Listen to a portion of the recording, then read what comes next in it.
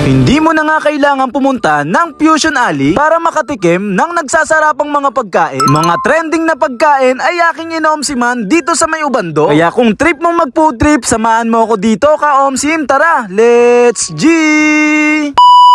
Ngayong araw, meron ako nalaman. Masarap na food tripan kaya't aking pinuntahan. Dito nga lang pala yan sa may Big Daddy's Mixed Seafood na matatagpuan dito sa sikat at dinudumog ngayon na Ubando Food Bazaar. Hindi mo na nga kailangan pumunta pa ng Fusion Alley o sa Maynila para makapag-food trip ng mga nagsasarapang pagkain katulad ng inoki at mga seafoods. Dito nga pala sila matatagpuan sa may CSP Bilang. Nag-open ang bazaar mula 4 PM to 12 AM. Dito kami muna nag-food trip dito sa may Big Daddy's dahil ang cravings namin mga seafoods, mga trending na pagkain katulad na itong samyang roll at itong napakasarap na inoki, merong pork at merong beef. At kabilang nga sa amin order namin dito itong inoki na merong pork at saka beef na merong napakasarap na cheese, merong samyang noodles pork roll, merong piniritong inoki mushroom, merong samji bento, at syempre hindi mawawala ang mixed seafoods. Meron din sila ditong steak, merong grilled scallops, merong fresh oyster at saka grilled oyster. Mga trending at nagsasarapang food trip dito sa may Big Daddy's na nakalagay sila sa Ubando Food Bazaar. Mga menu at prices, eto nga pala yun mga ka-omsim, pakipost na lang. Sobrang cheesy at meaty, napakasarap na itong inoki na to na merong pork at saka beef, 60 pesos tsaka 70 pesos lang. Sobrang malasa at sobrang crispy nitong piniritong inoki mushroom. Mabango at masarap pabakin na masarap nga to kapag may sauce. Meron din silang suka dito. Ang napili ko nga dito, itong garlic mayo na bagay yung pagka-salty ng inoki at medyo sour dito sa garlic mayo. Ito yung